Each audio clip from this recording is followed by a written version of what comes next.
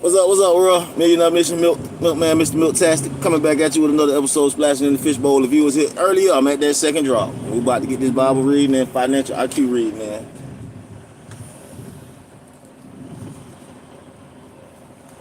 I really wanted to show y'all. Yeah, I really wanted to show them like the parking that I'm doing right now, cause this shit right here, nigga. They got the oil shit in the way.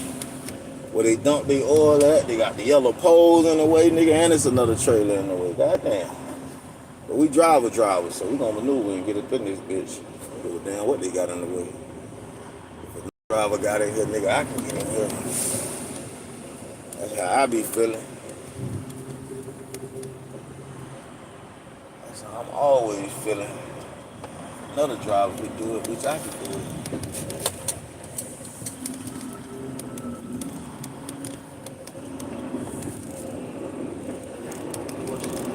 Oh, my truck, dude. I ain't break the mirror though. Got all kind of leaves on the hood and shit right now.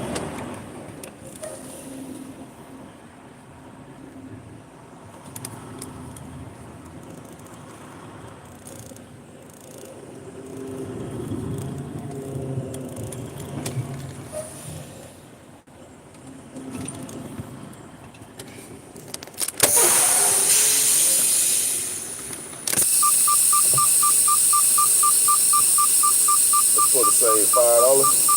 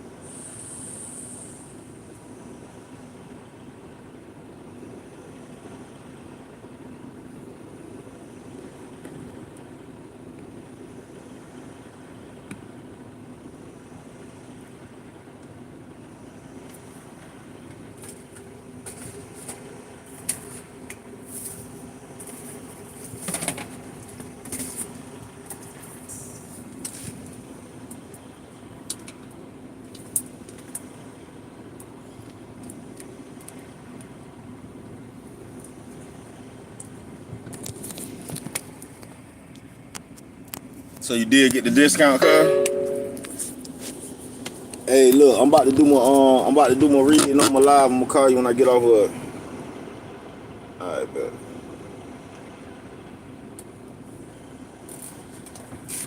What's up, world? We bite. We bite. Millionairemission, Milkman, Mr. Milktastic, splashing in the fishbowl, coming back at you with another episode. I don't know what y'all seen on the thumbnail because they would not let me upload a picture just now, so I don't know what's on that thumbnail, but let's keep it going.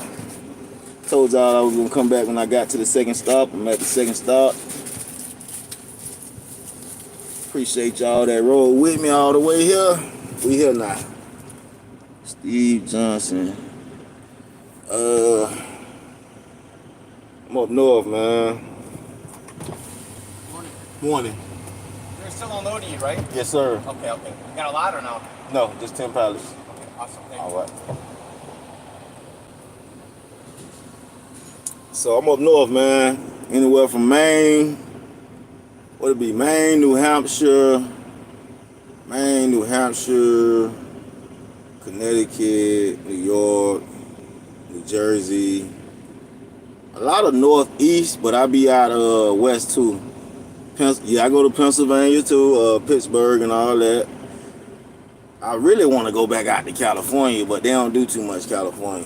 I kind of miss going to California. I like it out there.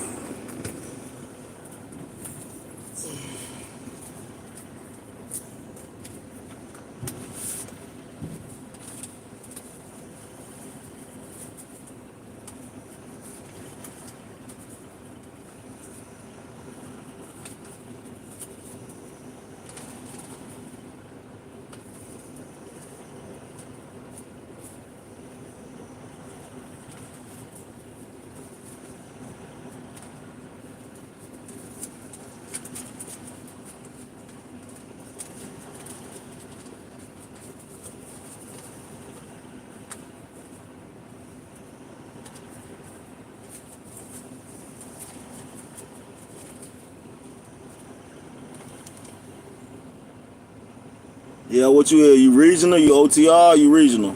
Or local?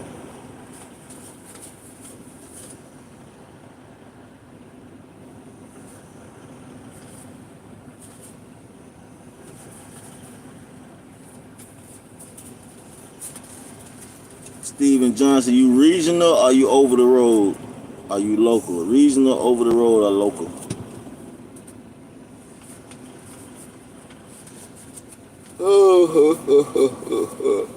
Okay, so we did finish Samuel.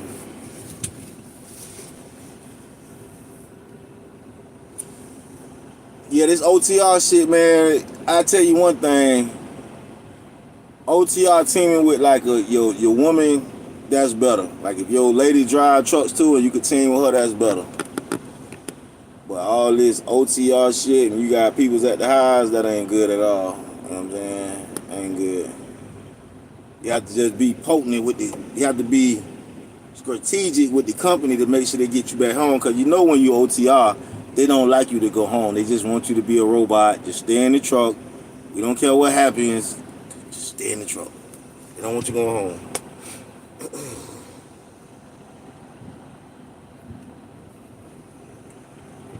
They do not want you at the house, man. They're like, why you trying to go home, brother? You don't want to stay out forever? Like, hell nah, nigga, send me to the house. Nigga, what y'all got going on, man? All right.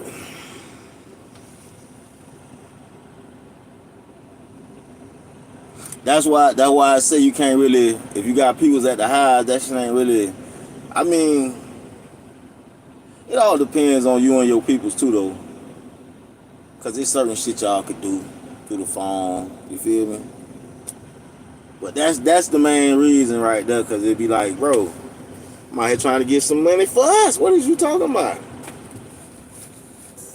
But yeah, no. OTRs, it's definitely, you gotta be, this OT over the road is for the strong. It's not for the weak, because you're gonna be by yourself.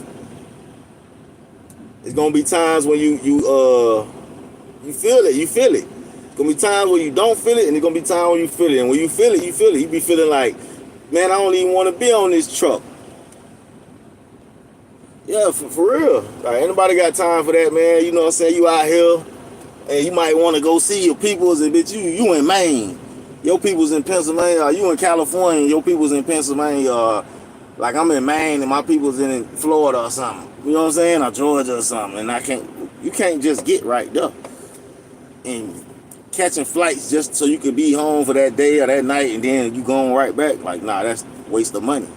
It's better to just do what you did. Go local, man. Go ahead and get off this road. Be local. Call it quits. You feel me?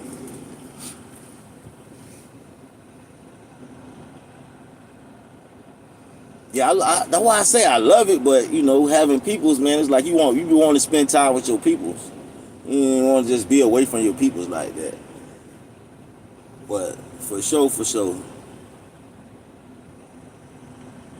AJ, hey boy, if you in Alaska driving, you is a bold man. You talking about what they be doing that ice road trucking? Is that Alaska or Nebraska? That's Alaska, right? Where they do ice road trucking? Like driving over frozen lakes and stuff. Boy, I was watching that ice road trucker. You talk about driving in Alaska, man. Watching ice road trucker in Atlanta at my house made me say, because for the first 5 years, I didn't mind going to anywhere where it was a snowstorm or nothing. The first time when I did lease purchase and I was getting a percentage of the load, and they gave me a load that was paying like $10,000. I was in like Chicago or something. I had to go to California, but the load was paying like $10,000. So I mean, I'm gonna get a good chunk of that money. Man, when I tell you, what's up, Sophie? What's up, homie? Yeah, that's all I do, Pluto. That's all I do. Travel every day. I'm in a different state every day, man. But when they told me that load was paying $10,000, and it was a snowstorm coming out that way, bro, I didn't care about no snowstorm. I didn't care about snow. I don't care about I-90, I-80, like them mountains. Those are mountains that, like, if you ever seen Final Destination, Like when you go up that mountain, you're gonna be going down for a long time. Like, you know what I'm saying? Those type of mountains out there when you driving on I-90 and I-80. Now imagine adding 40,000 pounds on your back in a snowstorm. Shout out to LA. I was just telling them folks, boy, I can't wait till I get back out there in LA. You already know, man. Shout out to David. I can't wait till I get back out to LA. This company don't go out there too much, boy. I get my own truck, I'm definitely booking loads out there. See, that's what I'm saying. Okay, boom. Steve, what I was saying, sitting at the house watching Ice Road Trucker.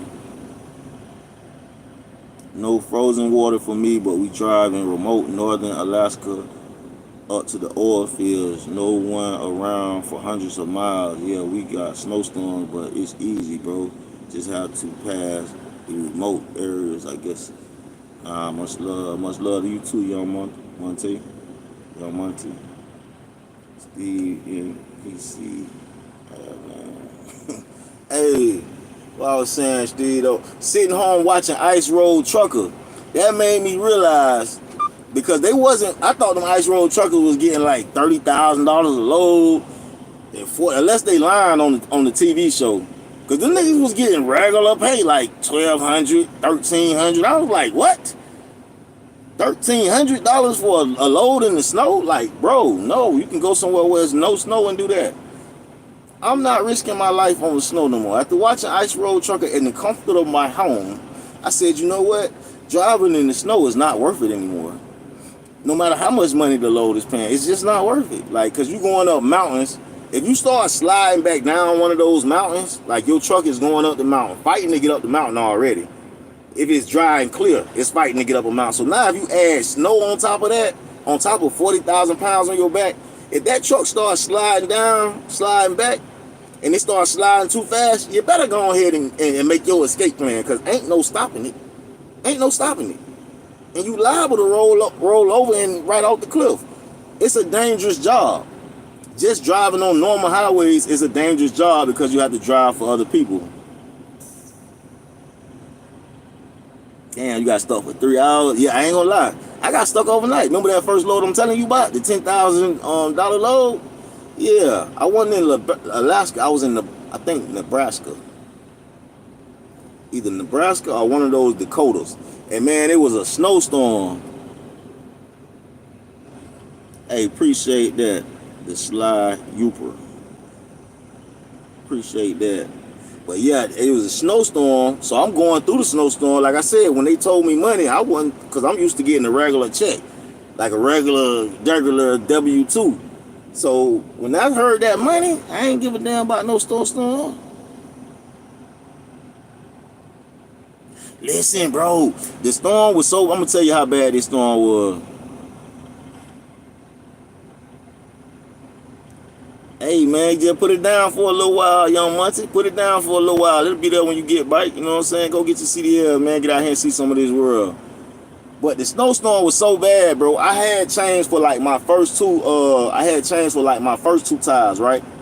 Man, the police had done shut down I-80. Them boys say, "Oh nah, you gotta go get tires for all your trailer tires because the snowstorm that bad." So they shut down the highway. They making people go get all the chains. So I go back. I go to one of them spots where they put the chains on for you. You could buy them there and they'll put them on for you. So I let them put the chains on. The first two I had put them on myself. So I let them put the chains on all the tires on the trailer. I go back to try to go past the police checkpoint where they checking to make sure you got the chains. The man tell me the road done got closed down. Oh my gosh. I sat there for like a day. I sat there for a day. And then the next day the road was still closed. But I had done went back so far. You know how you be looking when you stuck somewhere and you looking at the GPS trying to figure out like how I can get out of here. I seen a little back road. It was like it was one of them roads where it goes like a curvy ass road. Mind you, I'm on the mountains. It's already snowing, and I'm finna try it. Man, I went down that back road. Oh my freaking gosh! Imagine the back road where that plow don't come. No, the plow did come. The plow did come, but the road is so small that the snow is. I'm about 5'11", maybe 5, yeah, about 5'11". That's what my ID say. That's what I'm gonna run with. About 5'11". I wanted to say maybe 6 feet, but about 5'11". The snow was taller than me on side of the road, and the road was closed. So literally, when another car is coming as I'm going down this back road, I either push them into the snow that's on side of the road, or they sort of push me into the snow that's on side of the road. And I had to ride that road for like 10 miles, bro. I ended up making a delivery. But the chains that I put on, they got wrapped up in the middle of the tire. So as soon as I got out of that back road, I had to pull over and get them chains out the tire. And took all the rest of them out. Like 3 or 4 of them was busted up. But I made it. That snowstorm is crazy, but I ain't driving in the snow no more. I told them boys after I watched that ice road trucking, I was like, nah. I got the weather app on my phone and everything. And that night, I was like, oh, nah, if it's snowing, I ain't going. He's like, oh, the snow will be gone by the time you get there. I don't care. I don't want to see it. I don't want to play with my life like that. But that was a trucker story time, you know what I'm saying? You know, shout out to Steve Johnson. You know what I'm saying? Bro, oh my gosh, bro. And I think I was is it Utah or California? I'm in the back sleeping. My girl get to calling my name. Milk. She get to calling my name. You know, we got the curtains right here. You know, we got the little curtains right here. You know what I'm saying? So I peek my head out the curtains like, what's going on? She like, the trailer. I look, my boy. The truck going this way, right? This the tractor. The tractor going this way. Why the trailer going the other way? Like, you know how the trailer swing around to jackknife? Oh my fucking gosh, bro. And we going like, I think we was on top of a mountain and she hit that black ice. Bro, that she ain't mashed the brake though. I told her just don't hit the brakes, just keep her hands straight. You feel me? She did not panic at all, and we did not crash that motherfucker. She got back up under that bitch and we got gone.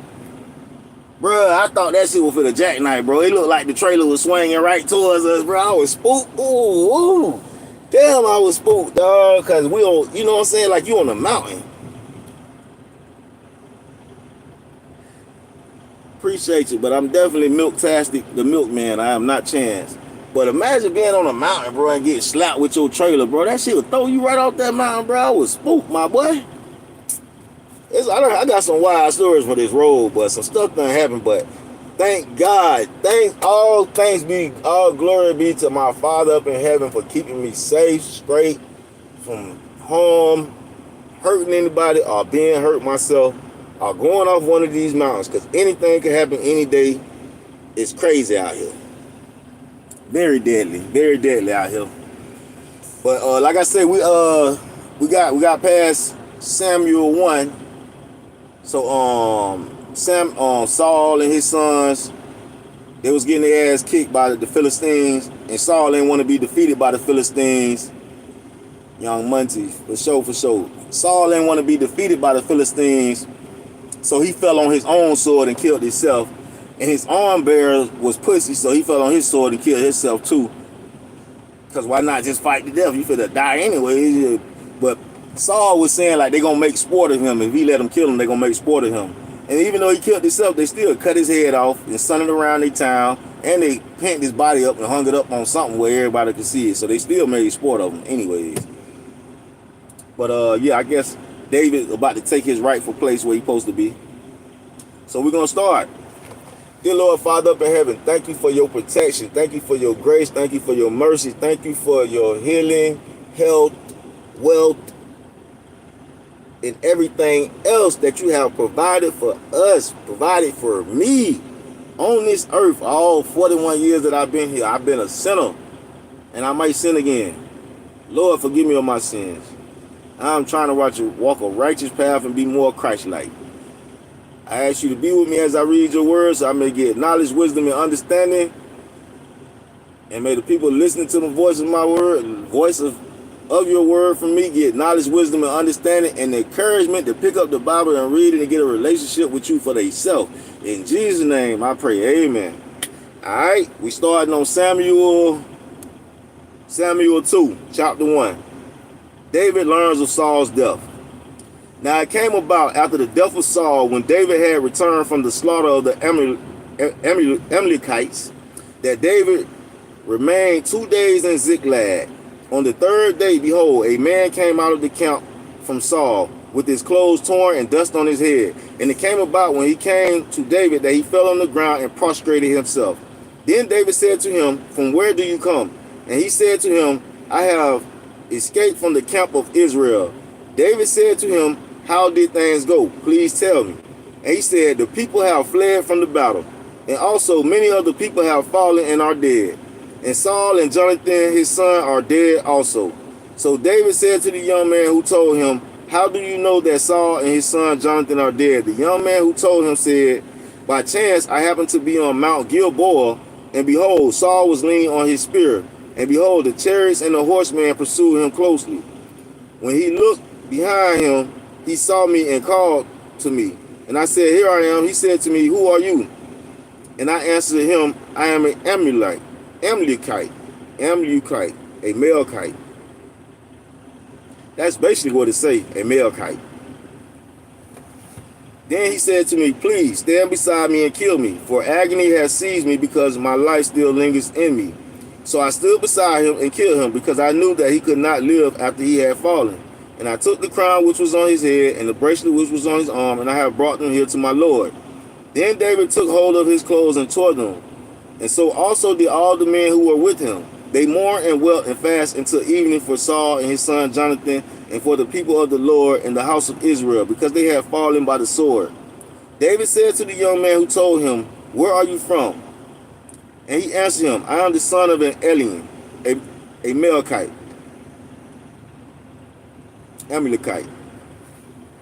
Then David said to him, "How is it you were not afraid to stretch out your hand to destroy the Lord's anointed?"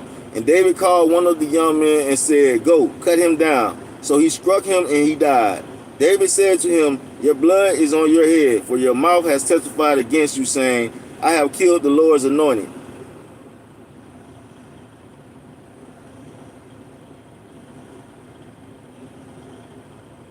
David's dirge from Saul and Jonathan. Then David chanted with this lament over Saul and Jonathan his son, and he told them to teach the sons of Judah the song of the bow. Behold, it is written in the book of Jasher. Now remember, in the Bible, free Palestine. Remember, in the Bible, there is no book of Jasher. So that lets me know that some books have been removed, because right here in Samuel 2, chapter 1, verse 18, and he told them, "Teach the sons of Judah the song of the bow. Behold, it is written in the book of Jasher." Jashar. In case any of y'all want to go look that up. Okay. Gotta get the paperwork, fellas.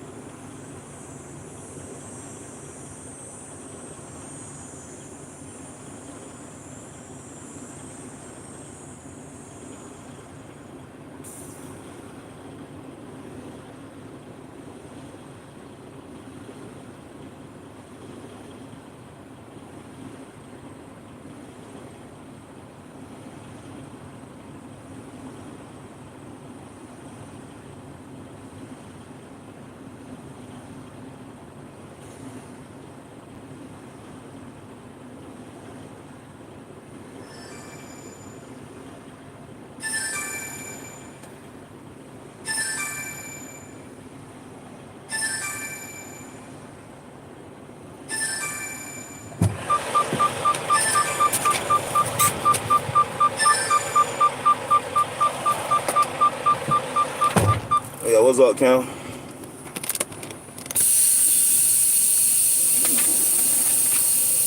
Okay.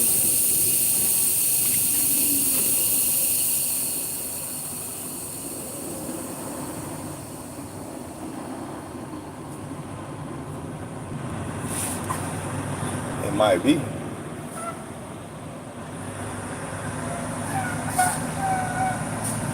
Yeah, the coupling is the most important thing you want to study for something like that. Yeah, the coupling is the most important.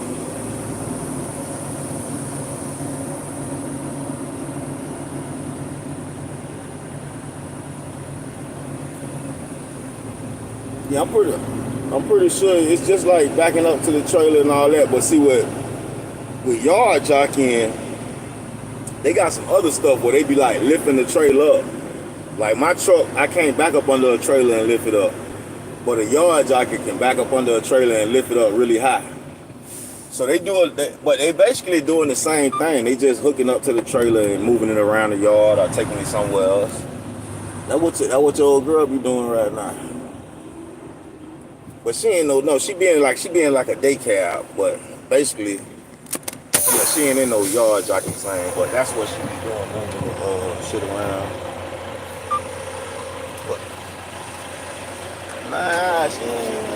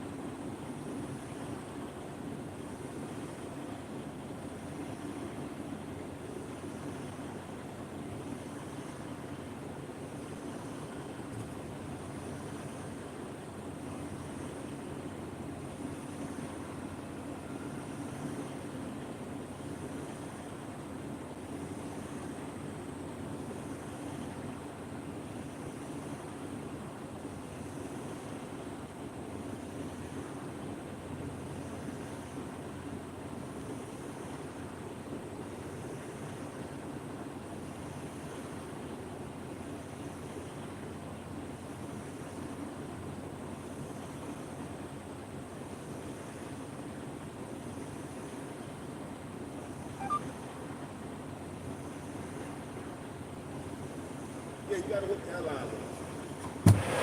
Yeah, yeah. Because they just be lifting it up. But I'm telling you, it's airlines for you to hook up with. Yeah, they got airlines. Yard judges got airlines too. But just don't go in there acting like you know nothing. Tell them, hey, I'm fresh to this. Yeah, so that way you get the right training that you need. You know what I'm saying?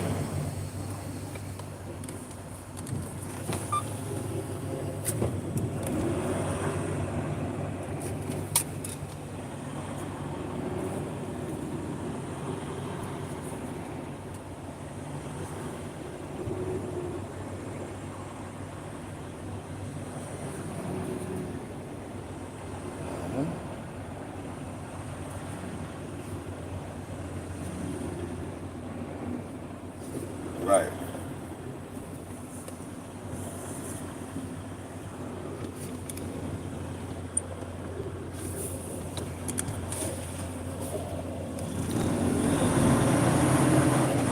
Okay. Yeah. All right. And what you say is that? Okay. Okay. Who taking you down now?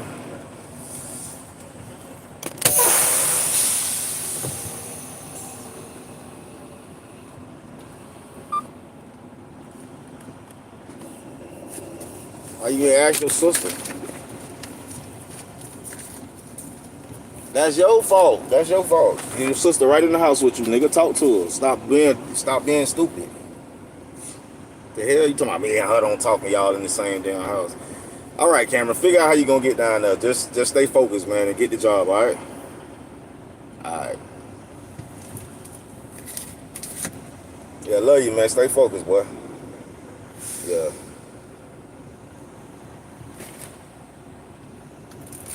My son say he about to try to get him a old yard jockey job. I told that boy, go for it, man. Go for it.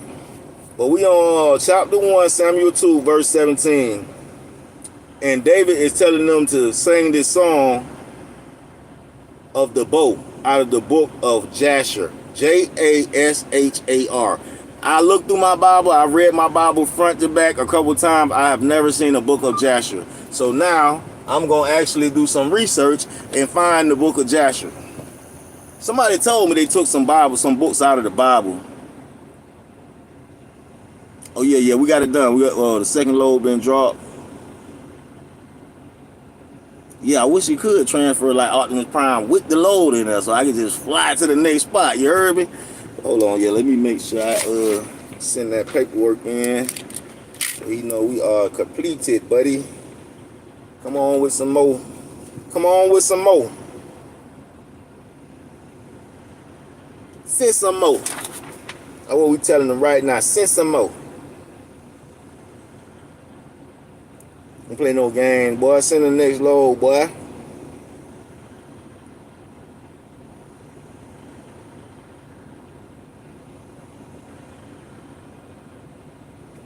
So, got them two done. We're gonna look up the book of Jasper. Yeah, we back again. Boop, beep, beep, bop, beep, bop.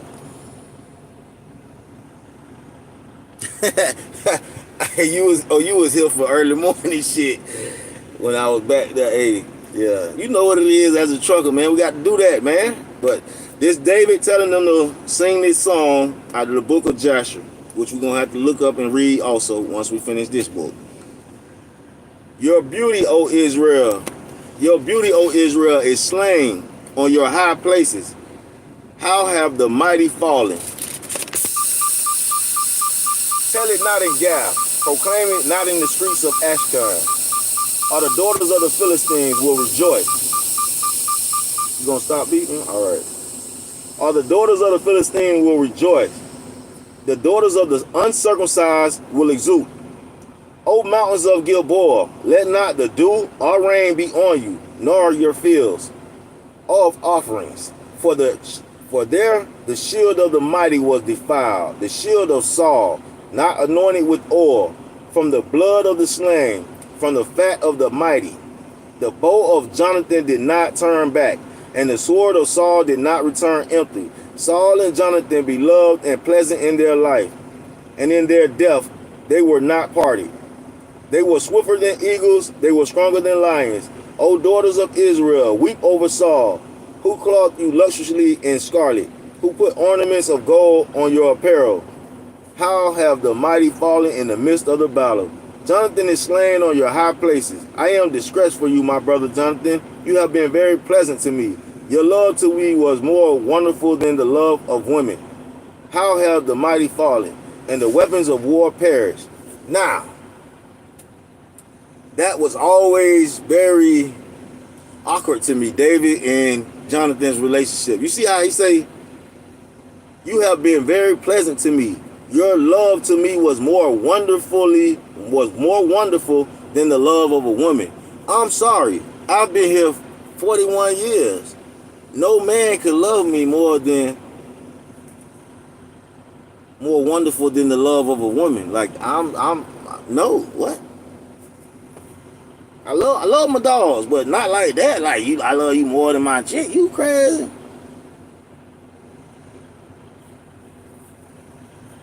I go like, I probably farthest I go is probably like Midwest. You know what I'm saying? Midwest, but mostly up north and up north, down south, Midwest. We ain't going west. But that always tripped me out by Jonathan and David relationship. I always had to like the question mark, the raised eyebrow, like, what kind of, I love you so much, like the extra loving on it. Like, boy, chill out, my boy. So we on chapter 2. David made king. Where I put all the stuff at? Oh, there we go. So when we come back, we'll be on chapter 2 with that one. We're gonna get into a little bit of this. Matter of fact, let me get this clock together, man. That's what we gotta do first. We gotta get that together. First and foremost, we gotta get ready to go get some old bags. You coming in here writing gay. What does that mean? You happy? I think everybody in my chat is happy. Alright? Everybody in the chat is happy. No, not now. Back up. We need to access my contacts. Alright, let's get that together. Let's get this together.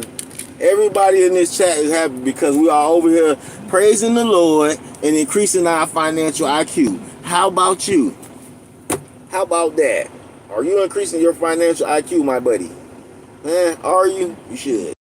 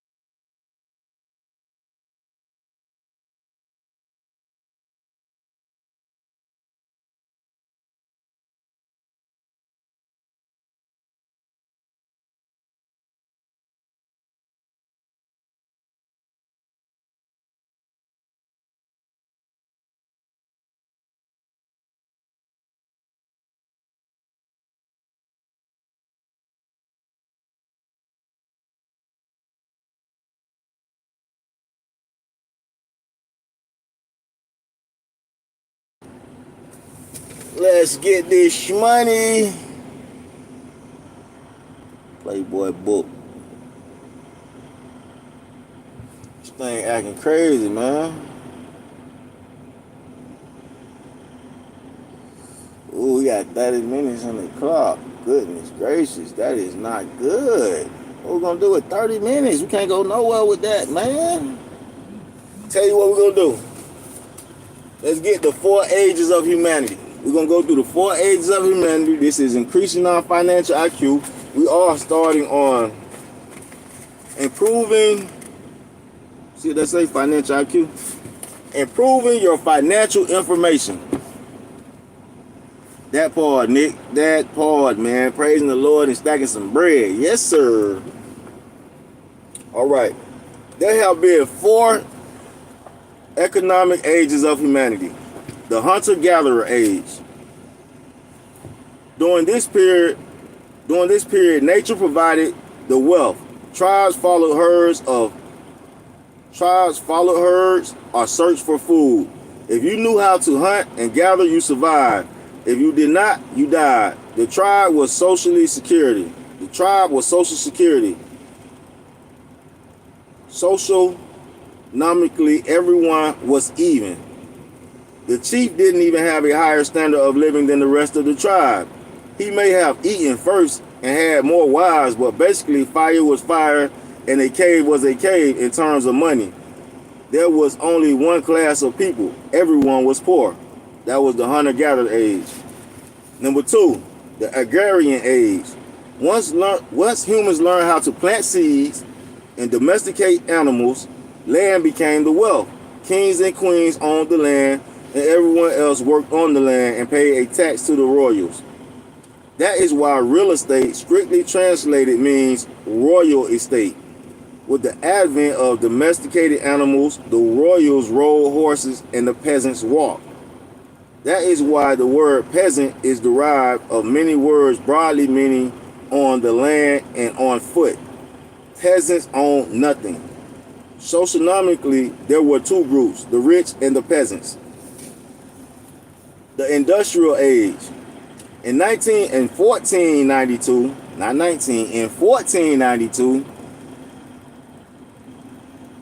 yes sir. Yeah, the hairline been out of there, man. We ain't tripping on that. The hairline out of there, but what we gonna do about it? You see it's gone? Yeah, it's gone. It been gone. No, we ain't going to get no haircut, DB. We gonna let it just grow. Maybe we gonna bring what's the dude name from Moving On Up to the East Side? I finally got my piece of the pie. What that was? George Jefferson? We're gonna bring the George Jefferson back, nigga. Hair all around the side and ball on the top, baby. I'm bringing it back. You heard me? But nah. The industrial age. All right, buddy. In 1492, Christopher Columbus and other explorers went in search of trade routes, land and resources. To me, that's when the industrial age really began. In the industrial age, resources such as oil, copper, tin, and rubber were wealth. During this era, the value of real estate changed. In the agrarian age, land had to be fertile. and able to grow crops or raise animals. In the industrial age, non-agricultural land became more valuable. For example, Henry Ford built his auto plant in Detroit because he could buy large tracts of rocky, unfertile, non-agricultural land for a great price. Today, industrial use land has a higher value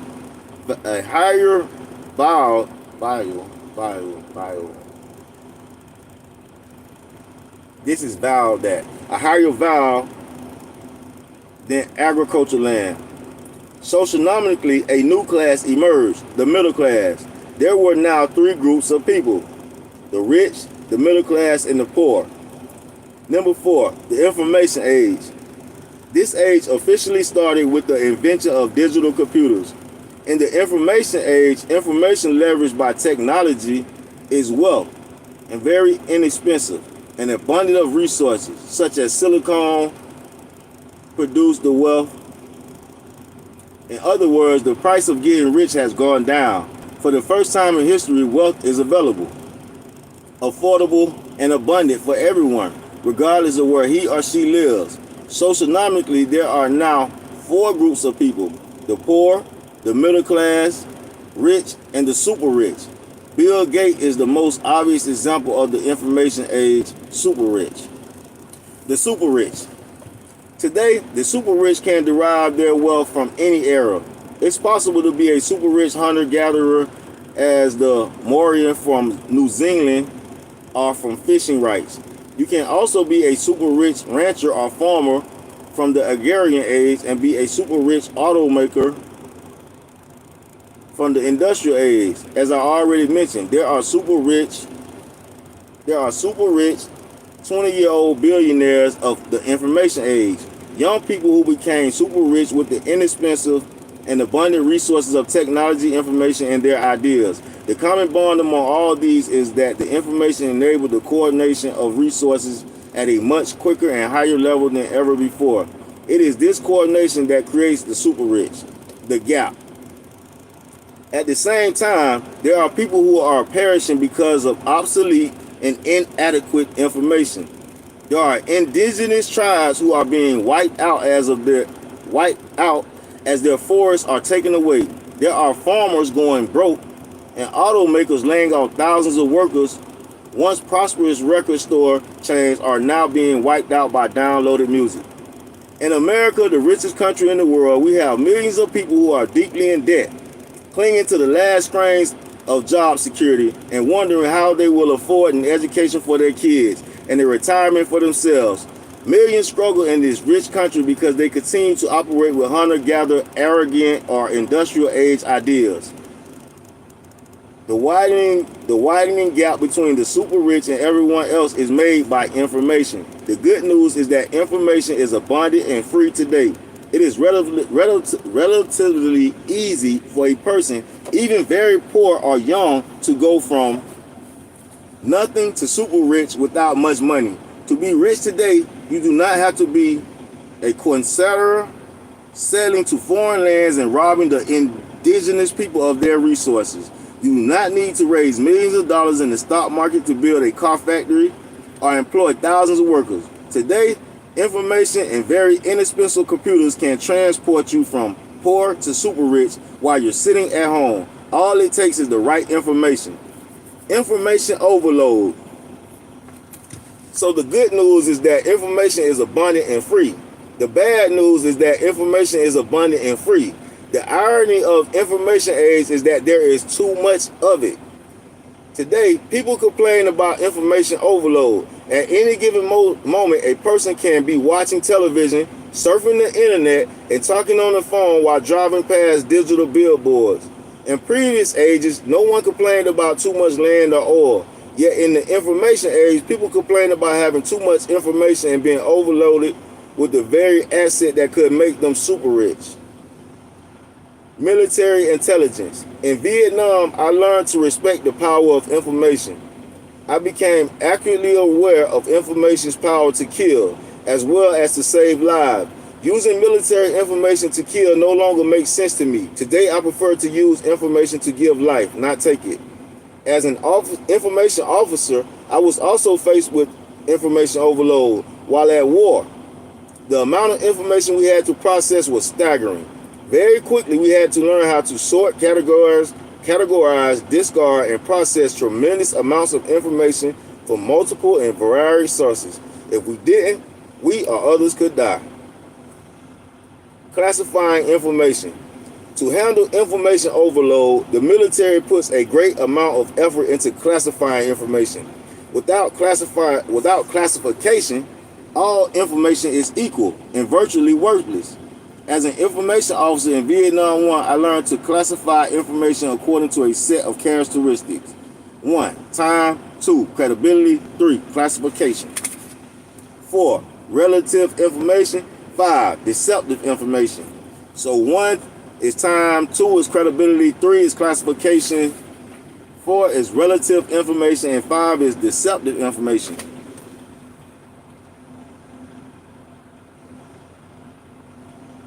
Yo. So when we come back, we are on chapter 5, increasing our financial IQ, improving your financial information. And each one of those, the time, the credibility, the classification, the relative information, and the deceptive information, has a paragraph or 2 with it. So I'll be reading those next time I tap back in. I hope you got something from that. Appreciate you guys for being here with me. Right now, what we doing is, I think I got one more sausage in here. I'm gonna warm that up right quick. Yeah, I got a half a sausage in there. I just warm that up right quick, finish eating that, and figure out what I'm doing for my day. Because we need to get more money. Because it's never enough.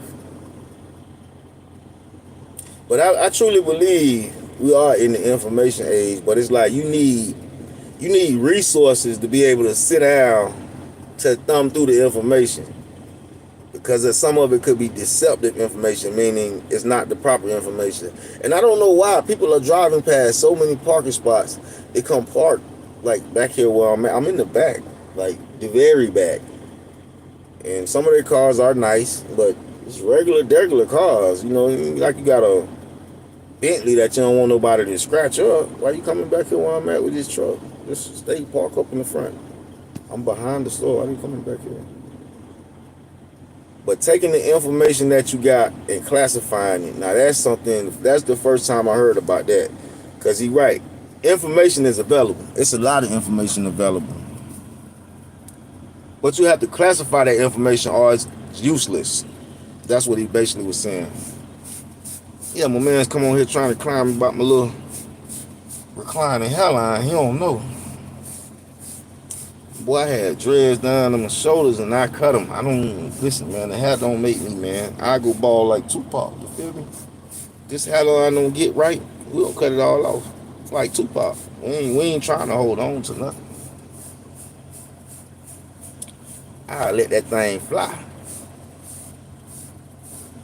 Appreciate the love. Hit the like button for me. Show me that love.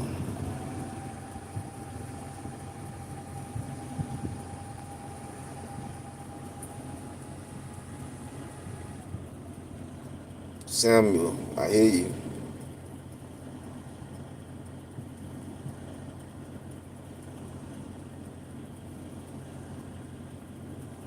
I help people all the time, brother.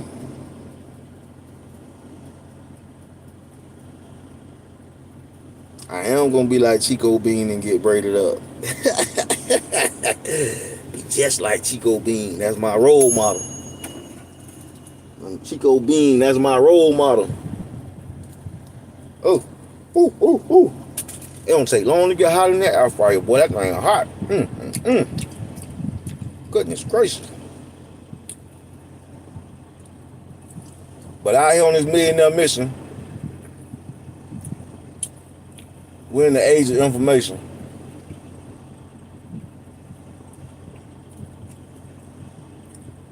And the information is what could take you from poor to super rich. And that's what we learned today in increasing your financial IQ. So what we want to do is take some of the information that we've learned, classified. It's either gonna be useful or unuseful, and applied. So on this millionaire mission, make sure you stay focused. Make sure you showing love. Save, tithe, and invest. Save, tithe, and invest. Make sure y'all getting some water, some canned goods in case shit hit the fan. In case the power go out and we don't got no power. In case the government start tripping and you gotta stay in your house.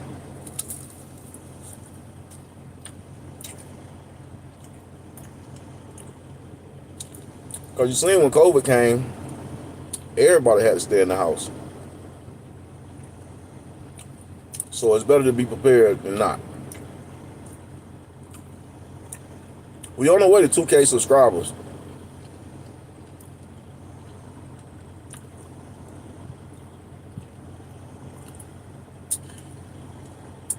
And from 2K subscribers, we're gonna go to 100K subscribers. Milkman, Mr. Milk Tasty, coming back at you with another episode, splashing in the fishbowl.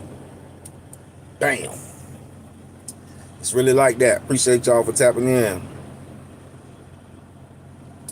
No problem, Miss Denise Vineyard. No problem. But yeah, y'all just, that's my thing. If you going grocery shopping, hey, grab a couple extra cases of water. Grab a couple extra cases of Spam. Them little sausages, what they call. Y'all know them little sausages I'm talking about? They last a long time. Just be prepared in case the power go out. Have you some food and some water for you and your family. And like I said, in case shit hit the fan, I'm gonna holler at y'all. That's the sausage I was talking about. Look, you know what I'm talking about. Yeah, and don't just buy like Spam and stuff. Buy stuff that you know that lasts long, that you know you're gonna enjoy, that you wouldn't mind eating. Like when I first started, I was getting white rice, and I thought about I really like yellow rice. So I was like, I'm gonna get the white rice because most people like white rice, but I'm gonna get some yellow rice for me because if we in the mess and I got to stay in the house for 2-3 months, I don't want just white rice. Shit, I was thinking about it. I said I might get some of that other rice. They got like some brown rice. Get stuff that you're gonna enjoy during being locked down. You know what I'm saying? Yeah. Make sure y'all subscribe to the channel, though. I appreciate y'all for tapping in. For real. We've been going up. I don't know what's going on, but we definitely been going up. We almost at 2K subscribers. We're going to get to that 100 subscribers. You have a good day, too. And if you want me to subscribe to your channel, just go to one of my other videos and post sub. That'll let me know that you subscribe to my channel and I'll come subscribe to yours. Y'all have a good one. Stay prayed up. Stay prayed up. Keep your head on the swivel. And stay ready so you ain't got to get ready. All right. We out.